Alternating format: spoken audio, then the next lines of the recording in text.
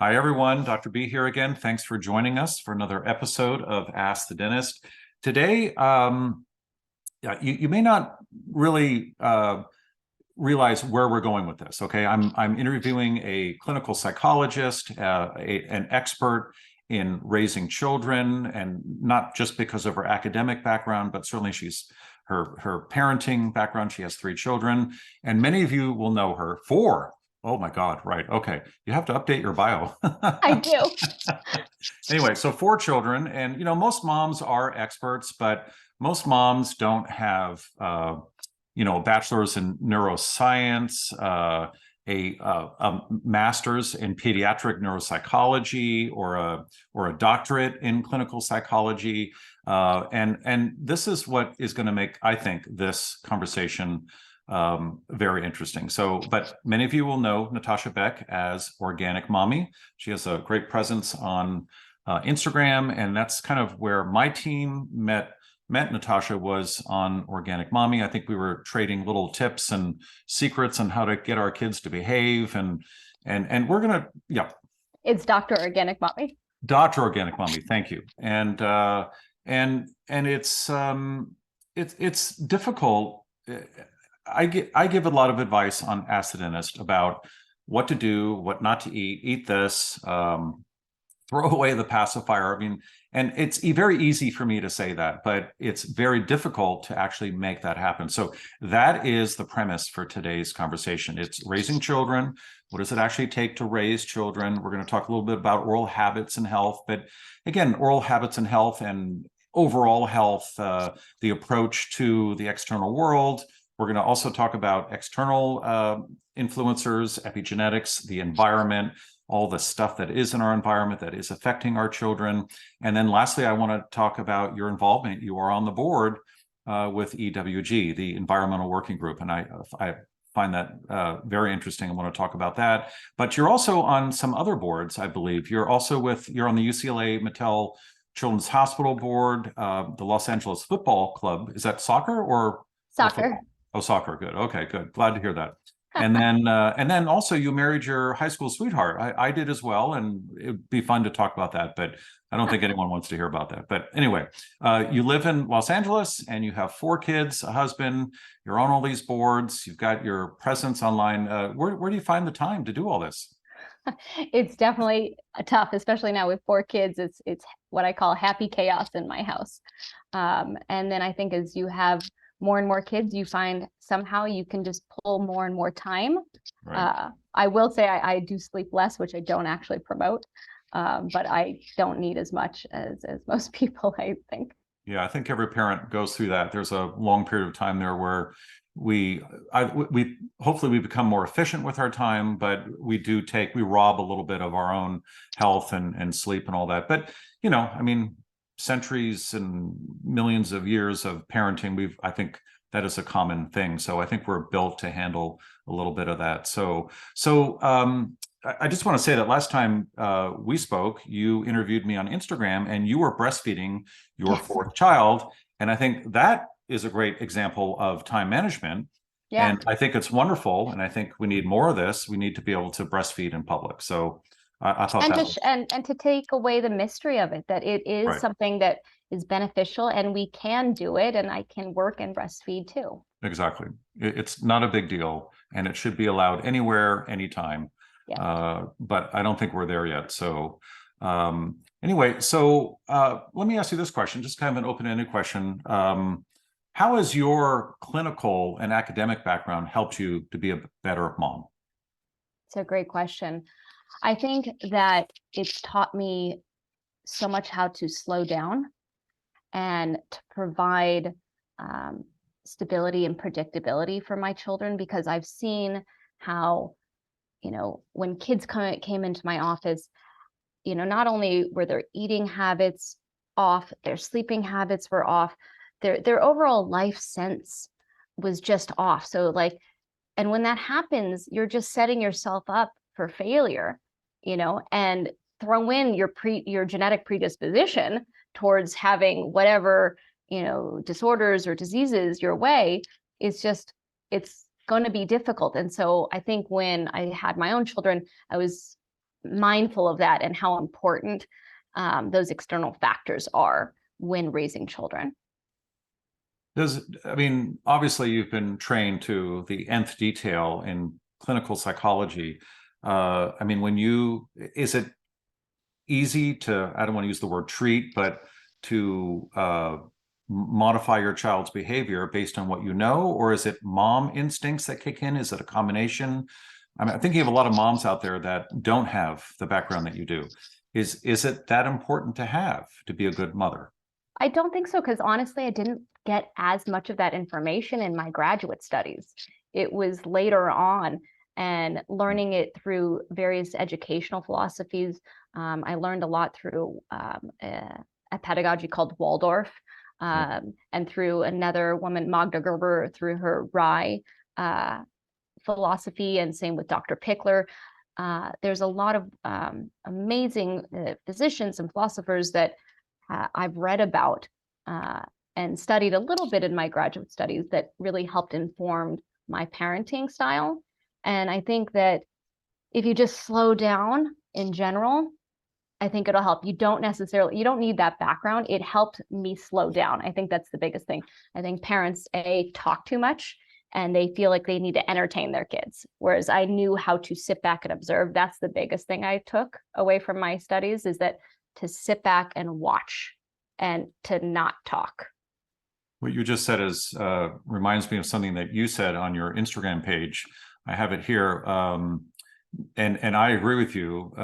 We always, as parents, my wife and I raised 3 daughters, and we always would tell other parents when we talked about parenting, one of our key points was, don't try and win the popularity contest with your kids. Because that really doesn't do them any good. And I think a lot of parents try and do that. But you said it very nicely on Instagram. Making your child happy is not your job. Your job is making your child comfortable with being uncomfortable. So talk more about that. That's a great way to look at it. So yeah, I think that as adults, we're uncomfortable being we're not comfortable being uncomfortable. And because of that, we're just constantly trying to entertain our children, make sure they're happy, make sure they're not tantruming or upset. But in reality, we're doing our children a disservice. When we teach our children how to regulate their emotions, we're setting them up for success. But the only way to do that is to learn how we regulate our own emotions. So if you're not ready to regulate your own emotions, there's no way you're going to be able to teach your children that. Right. And when you allow your children to know that it's okay to be uncomfortable with feelings and to have disappointment, to be frustrated, it allows them to know that, like, oh, well, I can move on with it. I'm not always supposed to be happy, because if you're going to be in a job and if you have disappointments or failures, you're never going to be able to move on from those things. And those are serious skills that are lacking in today's children and even, young adults. Well, you're setting them up for failure because their expectations are unreasonable or unrealistic. Yeah. Later in life. And so let's go right to some examples. I'll let you choose. I'm going to be selfish and ask you about, well, how would you wean your child off a pacifier? We can talk about stressful moments. We can talk about taking your children to a dental office. You have a story about one of your children needed surgery for their adenoids and tonsils. I mean, how do you get a child past that? Let's talk about taking something away first, and then we'll talk about dietary, behavioral modification there. But let's talk about that first. I think a lot of parents want to know about that pacifier. Yeah, right. That is the biggest thing, because of course you can't just tell parents don't use a pacifier, because it's something to help soothe them. And in the beginning, stages, you're just about survival. And so you're going to use a pacifier most likely, and that's all right. But how you take them off, it's all about creating those healthy habits early on. When you set that foundation and that rhythm and routine early on, it makes things much easier. So with a pacifier, letting them know, oh, it's only in the crib, or it's only in the car. That's, in a car ride if they're having difficulties in the car. But otherwise, just letting them know it's just for sleep. Because if you give it to them all the time, they're always going to have it in their mouth and they're going to get used to it. So that's my biggest number one tip is when you give the pacifier, limit it to certain places where they need it, such as sleep, because they need to learn how to self-soothe, and that pacifier does help them. And then it's a lot easier to remove that because you're going to take it away from the sleep. You're not taking it from their everyday, daily routine of, oh, I'm going to walk around with it in my mouth all the time. Right. So that's number one. Number two, previewing it for children. I think a lot of times we think, oh, well, we're going to be nervous about it. I don't know how to do it. And should I just take it away? Children need preview. So just like you learn to read some books about starting school or going to the doctor, you preview it for children. Oh, in 7 sleeps. I don't talk about days or anything like that because children don't understand the concept of time under the age of 7, but they understand, oh, 1 sleep, 2 sleeps, 3 sleeps. So they'll understand that. And you can actually make a physical piece of take a paper and mark off the sleep. In 7 sleeps, the pacifier is going away. You don't need it anymore. Your body is growing and the pacifier is too small for your body. Right. And so letting them know that it's going to be going away. And then also having an expectation as a parent, knowing that it will be hard for 1 to 2 weeks to have that adjustment. Sleep may be thrown off because if you have that expectation, you're not going to project that anxiety that you have onto the child, because half the battle or half the part that's going on is that your child is very perceptive of what you're feeling. So if you're feeling anxious, your child's going to feel anxious. Right. And that's going to consume them. And then they'll be really nervous about it. Well, should I not be? Do I need the pacifier? Wait, what's going on? They're not going to be able to verbalize that to you, but they're going to feel it. And so previewing it for them and then making sure to set the expectation for yourself and letting them know you're going to own that decision. It's the right decision for you. It's the right time. And then knowing it's going to be hard for a couple weeks, but they will get through it. And knowing that they will be upset about it. And that's all right. And that goes back to my original premise that you want to teach your kids how to be comfortable with those uncomfortable feelings. Right. Exactly. No, that's wonderful. But there's ways to do it. Like, I've got like a whole reel. Like you can do the pacifier fairy. You can take the pacifier and bury it, and like a whole plant grows, and like you switch it out. And like I'll take a strawberry plant if the kids are into strawberries or whatever they're into, right, and switch it out. But in reality, most kids aren't that aware unless they're a little bit older, right, that that's happening. But, you can put it in the mailbox and get like a little, open the door back up in the mailbox and get like a little gift. There's lots of different techniques that you can use to make your life easier, to make you feel better. But most of the time it's for the adult. It's not necessarily for the child. Exactly right. It's mostly about the adult in many of these instances. I really connected with, and I replayed that on your Instagram feed last night, and I showed it to someone. And I really connected with it because I have a similar technique, had a similar technique in my practice, but that technique where you take the pacifier, and this is, you're right, it's typically with the older child, the one that can rationalize it. And this is kind of what I think kind of DEFCON, 1, where it's been too long and you have to get that pacifier out of that children's hands. So what do you do? And typically they're older. So you mentioned on an Instagram feed that you would take the pacifier, bury it in the vegetable garden, and a few days later, there would be this wonderful plant, obviously the plant that they most wanted, strawberry plant or a flower. And I thought that was wonderful. My method was something I called Binky Heaven. And so I would be in the chair. The parents were just throwing up their hands going, we don't know what to do and we can't do this. So I would literally sit down and connect with the child. It would be a 3 or 4 or 5-year-old. And I would talk about why they wanted this. I would talk about what you spoke about having outgrown it, that it's really the wrong size. And then I would ask them what they felt about it to try and see how best to connect with it. But in the end, just to make this story shorter, I would say that typically when you're ready, we would take the Binky, put it into a Ziploc bag, write their name on it or the Binky's name or both.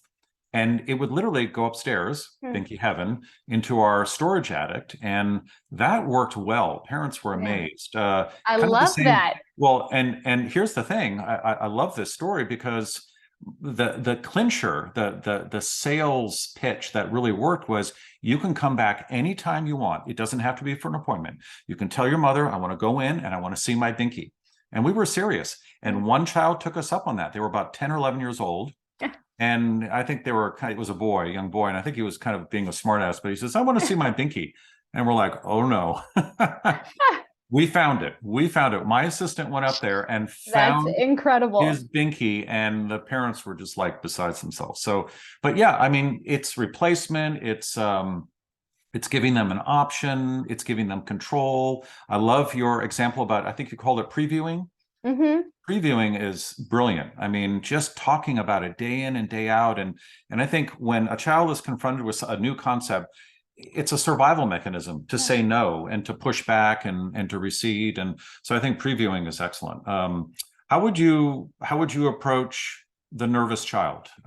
We like to see, well, in my practice, we used to see children at like 2 or 3 months as soon as possible, because there are things that we can catch for sleep and sleep disorder breathing and other issues, breastfeeding issues, which almost is too late at that point. Not too late, but should have been caught sooner, like tongue tie.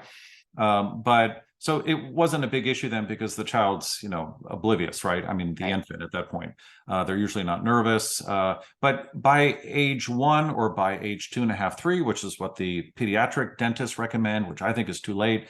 Most kids at that point are very nervous, and they're going to block their airway. They're going to protect their airway, especially if they're not able to breathe through their nose. And they've heard stories somehow, or they feel it, it's passed on through their parents and what they've said about dental visits.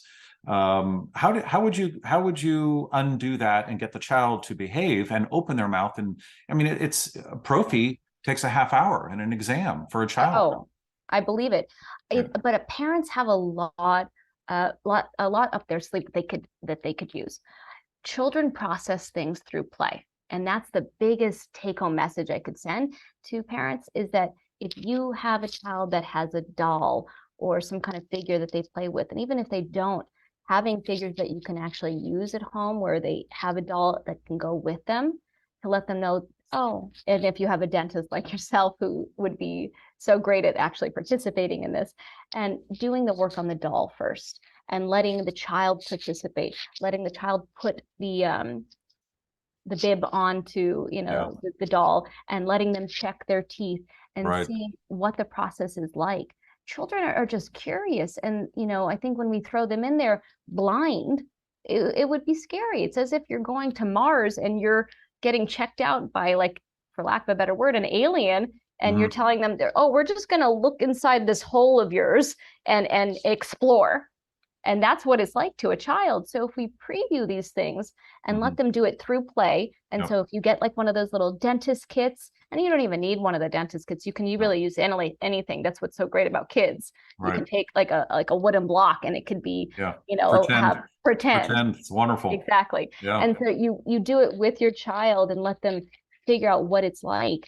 Then they've got some of that expectation set up already when they go to the office, and then they bring their doll with them. The dentist can do it on the doll first, and they can also do it, and then let them know that, having the parents sit on the chair, them sitting on top of you, I think is really important. Parents just like, oh, child, you're going to sit in the chair by yourself. And that can be a little bit scary for them. As long as you're there, and even having the dentist examine mom or dad's mouth first, I think is also a really big step, so that they see, oh, okay, my parents doing it. There's nothing that is harmful there or that's going to hurt, and I see that. There's a lot of visual. Yeah, trying to also to inspire the child's curiosity sometimes that overrides their fear. It's interesting talking with you, because now I'm able to put names to my techniques. One was, we would have a special child's mirror, intraoral mirror, like a dental mirror, but it wouldn't be the ones that we had, which are expensive and they're autoclavable, but also they're heavy and they're metal. Yeah. So we would buy these plastic mirrors and then show the child how to use them. We would hold a mirror in front of them. I would hold the mirror, and then they would play around, and then sometimes they would take a little a pick-like device. It would be plastic or nylon. And then they would pretend to be the dentist, and then they would be able to take that mirror home. Or if there's a sibling there, they would work on their sibling, the older sibling. They would get the older sibling would be the child, sorry, the patient. And that was all previewing, I guess. And, so the and it's all, and modeling too, and letting them, the modeling and previewing and predictability, and then slowing down. I think the idea is like, oh, we just need to rush through and get this done. But if we actually just take a step back and just spend those extra 3 to 5 minutes with the child, you end up saving so much time on the long end. Right. And you make for a better patient for the rest of their lives. Someone who comes in on a regular basis and is not phobic. And that's a big problem in the dental industry. A good majority of people do not see a dentist on a regular basis in this country. It's almost 50%. And a lot of that is cost. I was one of them. Yeah. A lot of it is cost, but a lot of it, more than you would think, is fear. Fear. I had a complete phobia. I went through like 8 different dentists before I found one that I loved. Yeah. And then finding the right dentist is, especially if you're phobic, it becomes even more important. But yeah, that, I mean, this is why dentists refer to pediatric dentistry as community service, because the financial model isn't, you don't have time to spend hours with the kids. And sometimes I would spend hours. I would get a lot of referrals from other parents, new parents that have tried other dentists, and the child absolutely was just, no, I'm not going. And I was kind of the last resort. So that literally would take, and again, you're right, slowing it down was the most important thing, making it predictable. Also, I found that being true to your word. In other words, if you say to expect this, it has to be exactly that or better. Yes. And because they will catch you. It's one strike and you are out. Oh, you're out. They're super on it. Yes, and they are on it. And they're very difficult graders, and that's okay. I like that. So, but realizing that, spending the time, putting enough time aside, we would always ask, what's your child like? Are they easygoing? Is it going to be like quick? Do they have previous dental experiences? That would be a half hour, 45 minutes. Or the opposite would be multiple visits. Don't expect us to even be able to look in the mouth the first time. It could all be play for the first hour. Yeah. Yeah. And that's what I mean by previewing, like just bringing them to the office.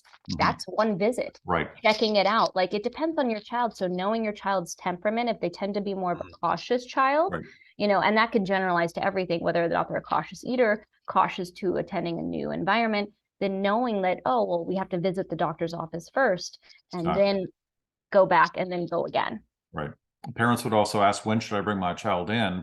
And our first response was, whenever your next cleaning appointment is, because we want it to be your appointment. We want them to sit there and observe. And again, I love this because now I can put words to it. That's improving predictability, but it's also previewing. Yeah. For them. It's not them. They're sitting over there in the corner. They could be watching TV on the ceiling or playing with some toys or playing with their toys or just watching.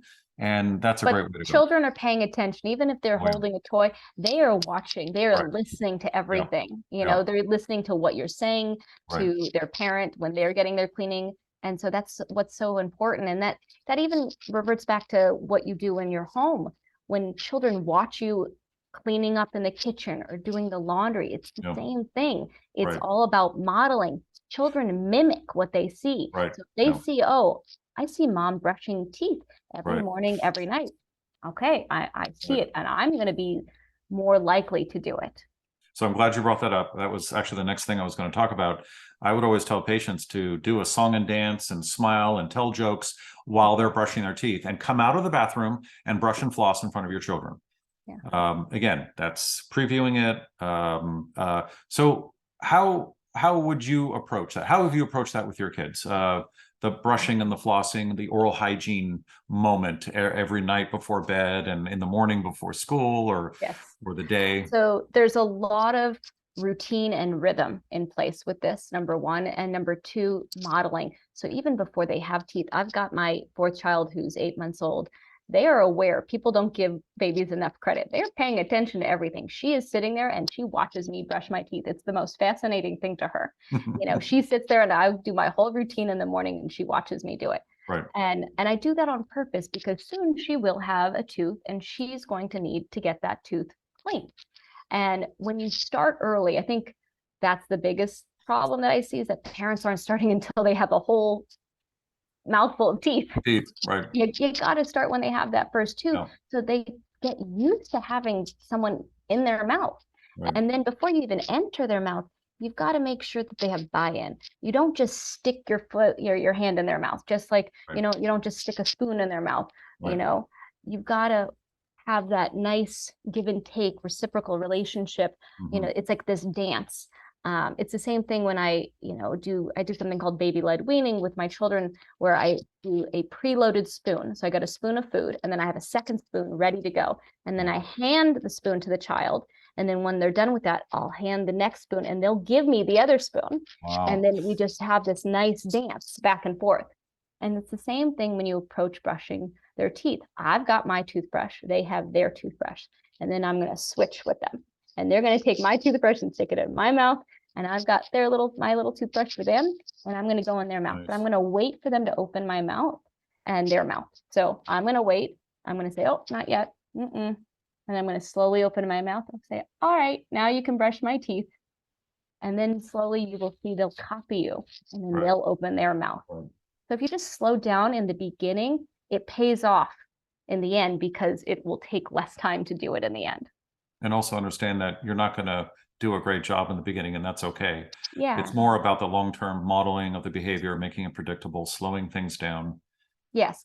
And then letting them know, like, that like the importance, and then building in that educational piece, letting them know, oh, there's like all this little food that gets stuck inside. And I actually show them, like, when I floss my teeth, I'm like, see, there's that food in there. I need to get that food out so it doesn't sit there. And then if it sits there, it gets to get stinky, and it grows little bugs on top of it. So we need to take it out of our mouth so we can keep our mouth clean, just like we keep our hands clean. And I actually will physically show them what it's like. So that's why I like to show them, like, when I'm flossing, what it actually looks like. Good. That's modeling again. And I always like to throw in there, don't use toothpaste, not because of fluoride and all that. That's definitely a reason, because they may be swallowing it, they can absorb it through their oral tissues. But in this regard, I'm bringing it up because most toothpaste, and I think we take it for granted, to a child, it has a burning sensation. It's sharp. They use hot, spicy. They use all these different terms. And if they associate brushing with that first moment of getting a sudsing, billowing, soapy mixture in their mouth that they have to spit out, and there's the aftertaste, that could ruin it for them for a long time. It's traumatizing. It is traumatizing. Also, electric toothbrushes, especially the sonic ones. Oh, so those are way too strong. Oh, yeah. Oh, yeah. Even for adults. I mean, many of the early sonic toothbrushes had a program that was built in that most people weren't even aware of, because they didn't notice the ramping up of the power of the toothbrush. In 2 weeks, it would slowly ramp up to its full therapeutic kind of speeds, because in the beginning it was difficult and sometimes painful for people. But for kids, those first experiences are so important, and you have to go very, very slowly, and you shouldn't expect success even for a few weeks, and start early. If you see a tooth come in, I mean, brush and floss in front of your child even before they have teeth. Yes. And then kind of make it kind of something where, okay, when you have teeth, you can do that. And that way they're thinking about it. They can't wait. It's like checking off those nights slept or days passed until they can do it themselves. So, and then when parents are struggling with their kids, what I like to tell parents is that children love stories. And stories where there's lots of picture language. So if you've got, whatever your child's favorite animal it is, whether it's a bear or a dog or whatever that is, you can bring that animal into a story. And you don't have to be great at telling a story. You just have to have the goal of, like, oh, this animal is going through the forest to help other animal friends. And you just tell that story while they're brushing their teeth. And you continue this story each night only while they're brushing their teeth. So they get to hear this story. Right. My third child went through a little phase where she just didn't want to brush her teeth anymore, because there was a little bit of a FOMO that she was missing out with her older siblings, and what they were doing. So she was so excited each night to be able to know what was going on the next day with the peacock. She loves peacocks. And where the peacock was going to the forest to help all of, her animal friends. And we would do this while brushing teeth only. And they made it just a much nicer and smoother transition for her. Interesting. Yeah. That reminds me of the story I used to tell my granddaughter. and her favorite animal is the unicorn.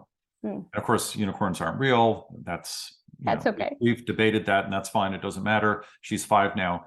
So if you were to take the narwhal, which is a real animal that has that tusk that comes, a little whale that has that tusk, that actually is an upper left canine. That is a tooth. And so I knew of that and thought, okay, well, the unicorn, that's a tooth. That little thing coming out of the horse's forehead is a tooth. So I would talk about brushing the tooth, keeping it clean, and how that's important. And shiny is also very important with kids. And then I would tell the story, well, we're different as adults. Our teeth are inside. We have more of them, but they're more difficult to get to. And so it's a little bit more of a journey, and that all seemed to work out very well. But the stories do help. I love it. Yeah. Stories definitely help. Yeah, it's all about that picture language for children. Yes, visualizing success. Yes. Interesting. Let's talk about diet. So that is root cause for most of the issues for health in general. I mean, we don't have to even mention oral health. It certainly is for oral health: decay, periodontal disease, inflammation, systemic disease, chronic diseases as we get older. So how do we teach our kids to have healthy eating habits? I mean, it's gotten more difficult in today's day and age because there's so many things that we don't want them to eat, but their friends are eating. Goldfish. I love to pick on goldfish. One of my favorite foods to pick on, but pick whatever you want, talk about it how you want. But it's hard. Parents really struggle with the whole eating thing. And then the kids have a bad relationship with food, and it becomes adversarial, and then the kid will push back and maybe even be difficult and demonstrate that by eating a food that the mom or dad so it becomes a device. So how would you start off, and then talk about kids that already have bad eating habits? How would you deal with that? So number one, it starts at home with the parents themselves. You cannot expect your children to not eat cookies or goldfish if you're eating them. So that's number one. So you can't be like, all right, I'm going to hide in the closet and eat these myself. Exactly. So just don't have those in your home, but have healthier alternatives. And I think the biggest thing is that we forget that our kids are very bright. They understand a lot more than we give them credit for. So we need to educate our kids. And when we provide that foundation, that educational foundation for them, they can eventually make their own decisions. So I teach my kids what are artificial dyes, what are refined sugars. They know what those things are, so that look for the better alternative. There's always better alternatives out there. Sometimes there aren't. We're in a situation where we can't always get it, and that's all right. But when you do have the ability to control your environment, do it. And when you explain it to kids like that, as like a 4-year-old, 5-year-old, 6-year-old, it's a little bit easier for them to take in because they want to control their environment. So you would say, oh, when you can find something that doesn't have a dye, let's look at it together. So when you're looking, with your child, this is a long word. They're not going to know what it is because they most likely can't read yet. But this has so many different letters. They recognize the letters. They don't know what they are, but they recognize them because it has numbers in it. In the word, numbers. Or there's numbers, right? Which, oh my goodness. And so let's say, oh, that's not real food. We want to find something that's real food. And you don't want to restrict your child or deprive them, but you want to let them know, if you're going to eat the foods that don't help you grow, eat the good stuff. So instead of eating candy that sticks in your mouth, let's get a baked good. I'd rather you have a muffin that at least has whole food ingredients. That's number one. Then you're going to go through and teach them about artificial dyes. And this happens during a natural conversation. I think people take for granted that you don't need to sit there and entertain your child, but they happen naturally. It starts from when you're changing their diaper. That's a time to connect with your child when you're changing their diaper. It shouldn't be something that's fast. When you're cooking, this is a time to connect with your child, to talk about foods, where they come from, what you're using, and how these are real foods and whole foods. They're not these broken down, chemically processed foods that we buy in a package that sits there on a shelf and lasts for months and months and months. That's the abbreviated version of food. And so I think there's a lot of educating going on during those times of connection, when you connect with your child, that we're missing those opportunities. So that's number one.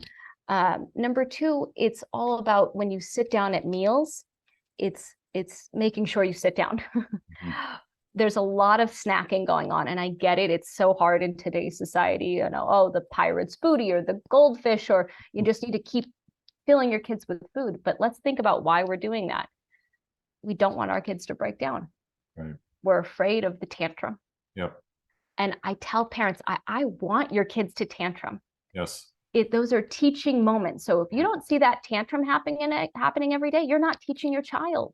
You're Yes. not building up the resilience and teaching them how to regulate those emotions. Right. And they're going to struggle in school. As long as the parent is responding appropriately to the yes. tantrum. Yes. That's As long it's as the relationship. It's the teaching moment.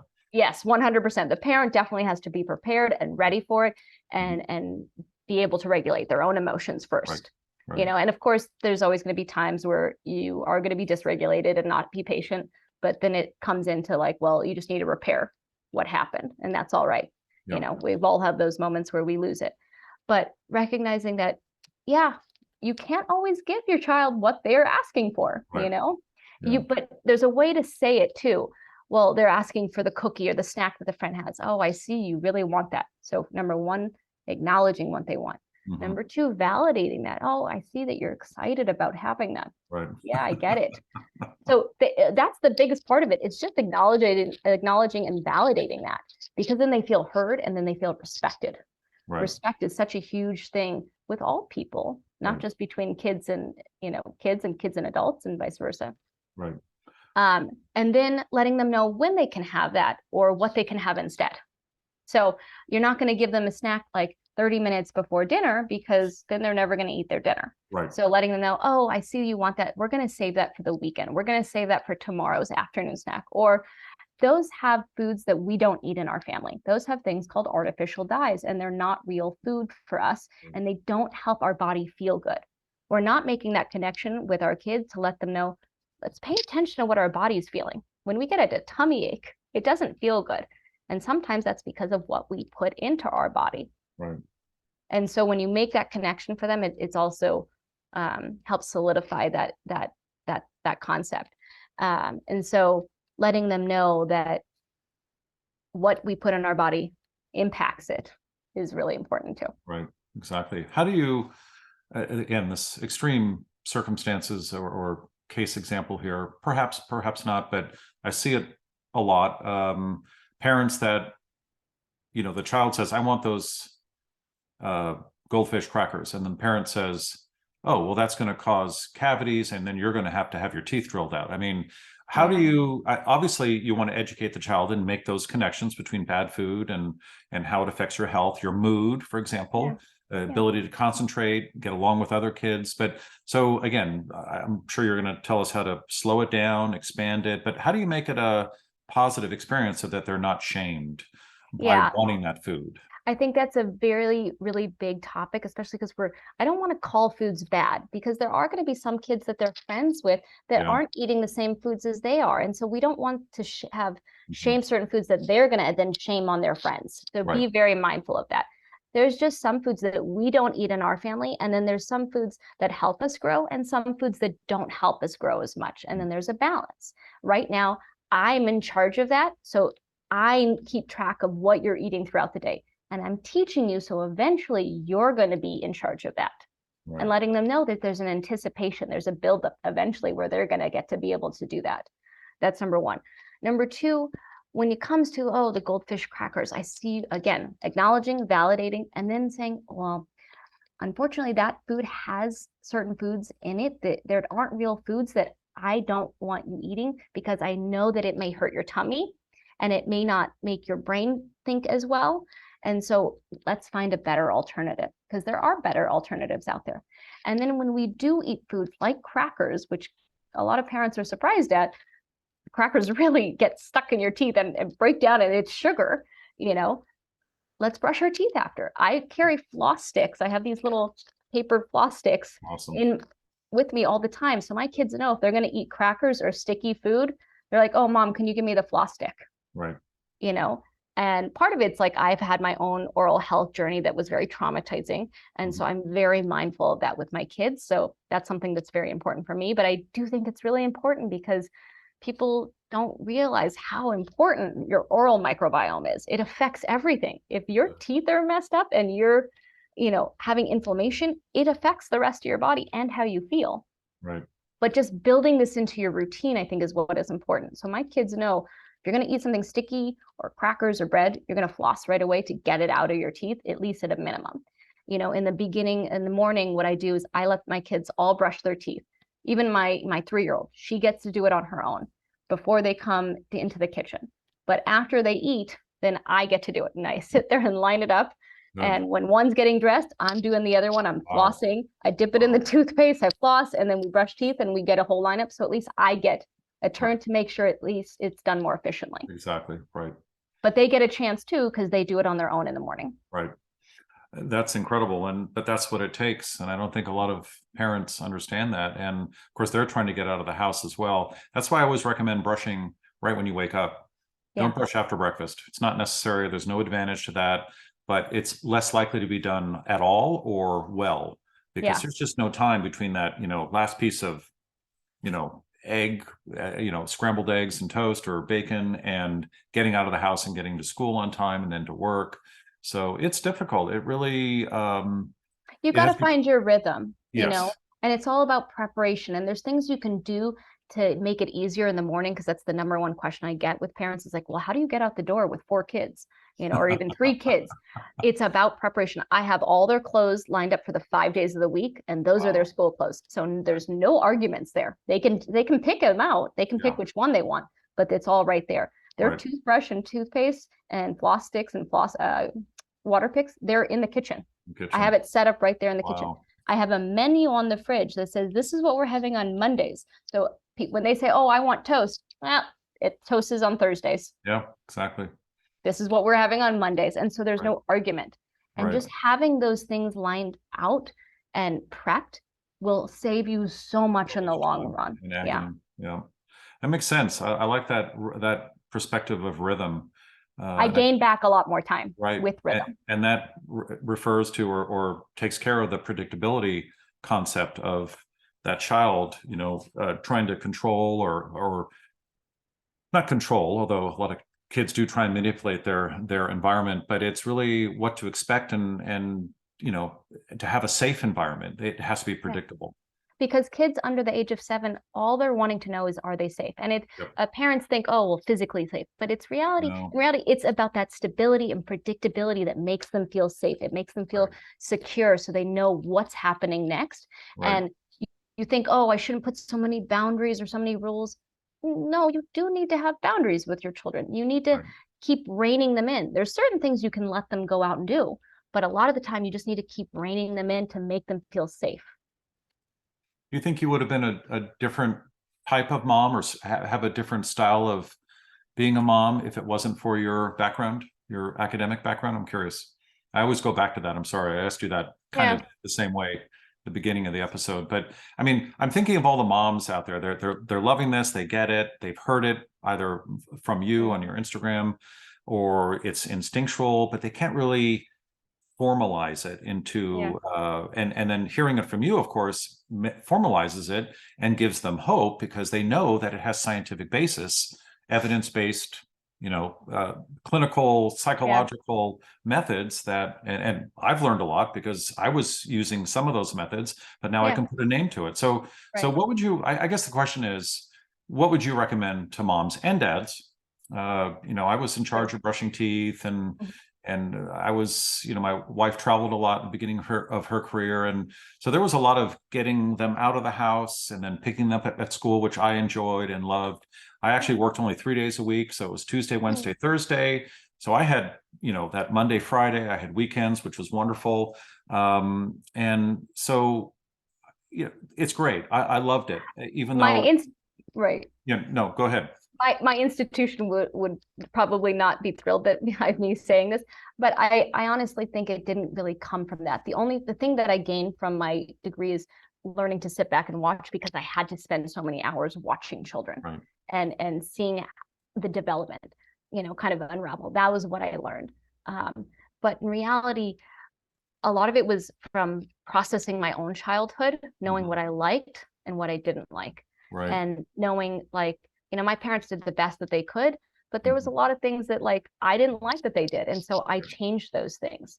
And So being really purposeful and mindful in what I wanted to go on and parent Right. with my own children. I like that answer, and I was hoping you were going to say that. I mean, obviously, So, with everything you've learned clinically, academically, but has helped, but it's not necessary to be a good parent. And I think that's wonderful and hopeful.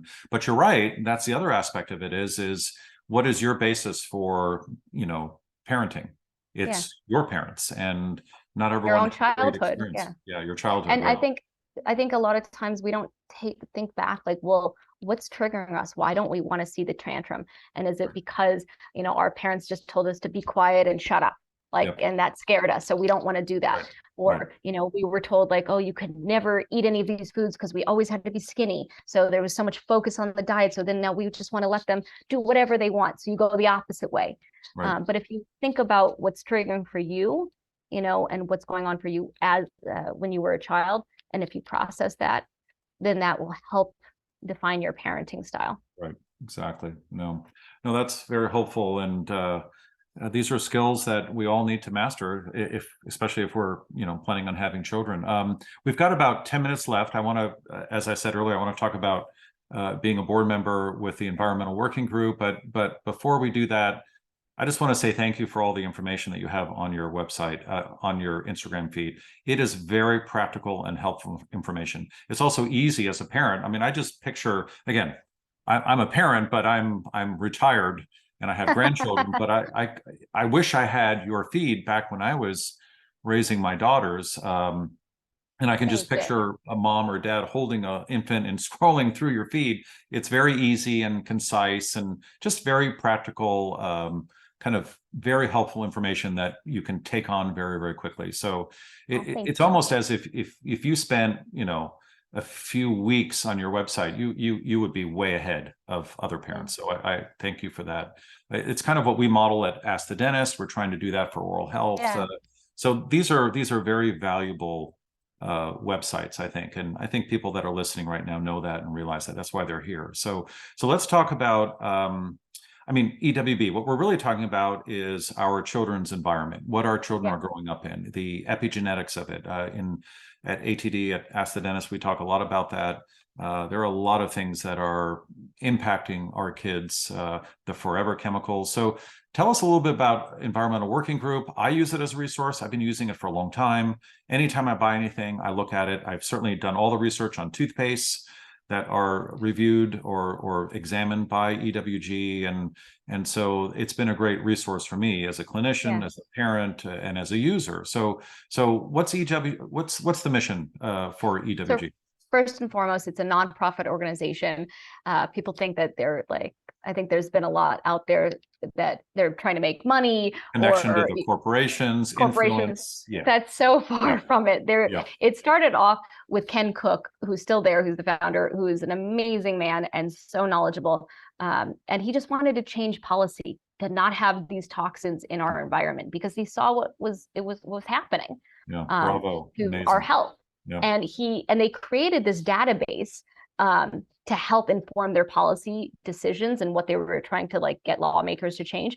And what they found out is that consumers were using it, and they had put it online so that they could help change policy. And so they ended up shifting it because to change policy was so hard that they found that it was easier to get to the consumer, to have consumers voice their opinions. To the consumer, absolutely. Exactly. And so then they took a shift and they ended up approaching it from multiple avenues.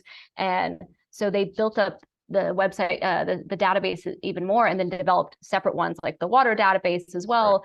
And obviously, it's a small team and they're working every day at it, and there's so many brands that keep popping up. So they're trying to keep up with it.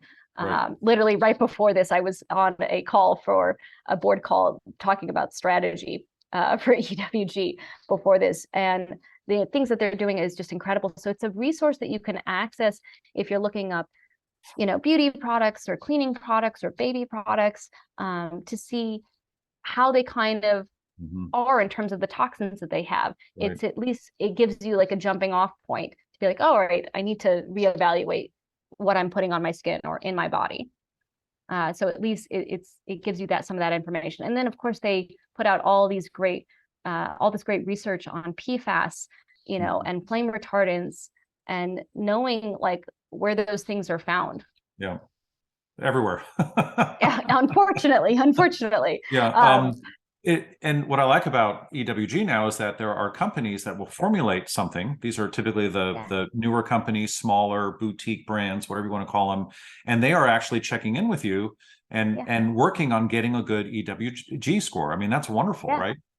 They've got an EWG verification check mark now, that it's not just for the bigger companies. They also have scholarships. They're trying to work with smaller companies because they want diversity. You know, they want people who are doing good and having better ingredients in their products to get this check mark out there. And so it's like that, where they're trying to create a standard so that people know, like, this is something that we can trust, that their team of toxicologists and scientists and researchers, you know, are vetting.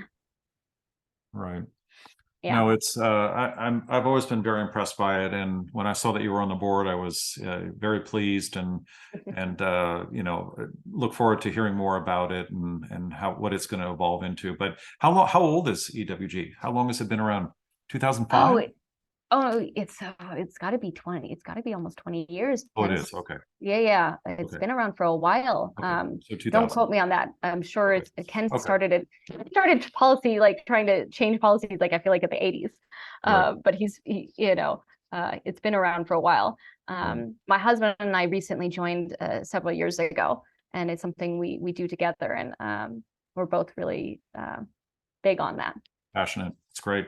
And you kind of have to. There's a lot to know about raising children. And I think it's become an even more complicated process, not to stress anyone out, but it's still doable. It's still possible. The information it's just about limiting and lightening your load, your toxic load. You know, I think people get so overwhelmed, like, well, there's so many toxins. What do I do? Your body's naturally able to detoxify and get rid of toxins. But, you know, eventually we accumulate so much. How do we just lighten our load? I think is the bigger question. And there's ways to do that. Yeah. Real quick, I'm curious, just thought of it. What do you cook? What do you cook your food in? What kind of pans? Oh, yeah. Stainless steel and cast iron. Okay. And you know how to season the pans, and you've gone I'm very big on seasoning my pans. And when my kid's godfather messed up my cast iron pan, that was one of my moments where I definitely lost my, lack of a better word, shit in front of my kids and started yelling. And I was like, oh my goodness, I cannot believe you messed up. It takes a long time. And the longer you cook in a properly seasoned pan, it gets better and better. And it gets more and more nonstick, you know, because there is no such thing as nonstick, but it becomes a lot easier and things stick less in it. And so then I had to reseason it and put it upside down in the oven, 500 degrees for an hour. It was a whole process. What oil do you use to season your pans? I'm curious. Avocado oil. And I use Chosen Foods because avocado oil has a higher heat point, so it doesn't break down and become carcinogenic like some of the other oils. And then Chosen Foods, actually, I have no affiliation with any of these things. But there was 2 avocado oils that came out from UC Davis, a study that they found that are actually pure avocado oil. A lot of other avocado oils are unfortunately have lots of other vegetable oils in it, but Chosen Foods was one of the 2 that was more pure. It was pure avocado, so that's what I use. And a lot of the companies that make these products, they can get around it with their labeling. Or the labeling laws should be stricter, and that is a problem with olive oil as well. But certainly the avocado oils. No, I'm a big fan of seasoning pans. It takes a lot of time. I'm the only person allowed in the house to cook in the pans.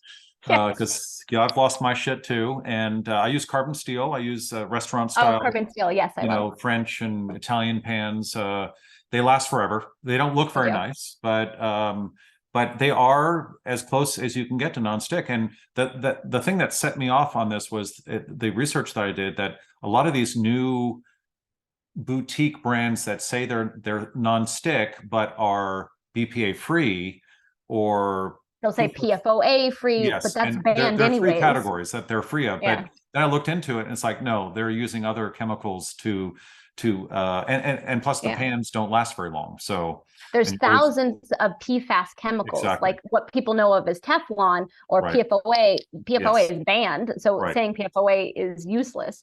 right, But they just replace it, just like they exactly. replaced BPA with In bottles, water BPS, bottles. a different kind of bisphenol. So it's Yeah. still there, Yeah. you And know. ceramic is very difficult to cook with. So, I mean, just it's going back to what our ancestors used, cast iron Yeah, or carbon steel. It's good for the environment because you're not going to throw away that pan. I'm it tired lasts of throwing forever. away healthy nonstick pans. It's my so my sad. my oldest child's like, I'm gonna get these pans when I'm older, right? Like I get to keep them. Yeah. He's so excited about them. Yeah. As long as he doesn't use soap. Oh no, he knows. My son knows how to clean them. My husband I had to teach, and my Right. kid's godfather is banned from my kitchen. Okay, good. No, I can relate. I can relate. So it's been over an hour. This has Yes. been absolutely wonderful and fascinating. We talked about a lot of different things. I always like to ask a personal question, and Go for you're it. easy. I've already given you a hint as to what it is. So you married your high school sweetheart, as I Yes. did. What's that like? I mean, what pros and cons? Pros and cons. Pros, we know each other so well, and we've gone through so many ups and downs of life. Mhm. But we really know each other so well, and we can communicate um, so much easier because we know each other so well. And we've been together since we were 17, and we've known each other since we were 2. Mhm. Uh, Wow. and it's, I think the con is, I'm trying to think of con. There are no cons. I don't, I mean, I Yeah, love it. right. Yeah. I Yeah. mean, No, it I just agree with made you. I life so think much the easier. key point there is that you start out when you're younger, and plus also you grew up in the same milieu, so you have a lot of commonalities, Yeah. but you grow and develop together with all that adversity. And that's kind of Yeah. like the seasoning and the pan. I mean, It really that is. bonding where a That's lot a of great people, analogy. yeah, I mean, well, I just came up with it, but but and maybe it's not the perfect analogy, like who's the pan, who's the seasoning, right? No, we won't go there. But I see a lot of people getting married in their 30s or even late 20s, and they're their own individual people, and there's a lot that has to be worked out, and then it takes, I think, longer to meld those two Yeah. personalities together and make them a working team. So I was just curious. I mean, the high school sweethearts is not very common, but the ones Yeah. that I see are typically very good relationships, and the kids are pretty good as a result, I think. Again, it's all about parenting, right? Parenting is huge. And then like our expectations of each other, because we grew up and we grew together, Right. like we didn't have to learn how to communicate. I mean, we had to learn how to communicate, but we weren't thrown into the deep end. We got to Exactly. take our time. Right. And I think that was so huge because we got to take our time before having kids. And so there Right. was a lot of that we discovered before having kids. We didn't have to jump in the deep end, have kids, move into a Right. house or whatever, and Right. get all of that pressure at the same time. Exactly. Yeah.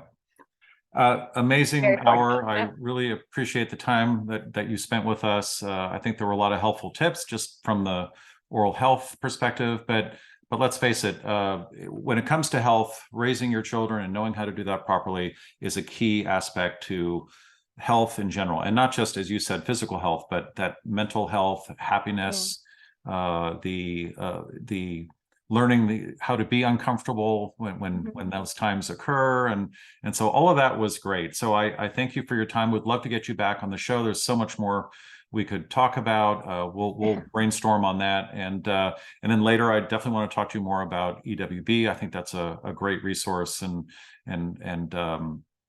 I'd like to get more oral health information in there if possible. Yes. And fluoride is the big one, and I know that's controversial, and a lot of people, a lot of organizations really haven't signed off on that yet. But the good news on that is that, and actually they're meeting tomorrow, the lawsuit against the EPA, which has been going on since just before COVID. I think if there's a legal precedent on what is safe in the water and in our toothpaste, then a lot of organizations like EWB and will be able to chime in and say, listen, this is what we've all agreed to. It's that kind of topic, which is terrible. And how have our children suffered that because of that? Because nobody wants to touch it, because it's been politicized, right? Yeah, unfortunately, but hopefully, we can add that onto EWG's agenda and figure out how to incorporate some of those Right. oral health. So when we do items. another episode, I'd love to just get a bunch of questions from our readers. They now know you well, and then we could just see what comes up. I always end these episodes with some links. If you do have a question, go to speakpipe.com at Ask the Dentist. A lot of the stuff we've talked about, actually not a lot. This is kind of all new, the clinical psychology aspect of it. But you can go to our website. We do talk about how to, from a dentist perspective, on how to not take away, but let that pacifier disappear into binky heaven. We write about that, and then lastly, the functional approach. I think what we talked about today was really a root cause kind of way at looking at things. You can react to your children, or you can go way upstream and be prepared for how they react and be ready for it. And I think that's what your background and your approach reminds me of. And again, so we have a directory of functional dentists, and that is at askthedentist.com/directory. I don't know if they're all up to speed with your tips, but hopefully they're listening and they can integrate this into their practice. So again, Natasha, thank you so much. Say hi to your 4 kids and your high school sweetheart, and hopefully we'll be talking soon again. Thank you again. Yes, for sure. Thank you for having me. It was great.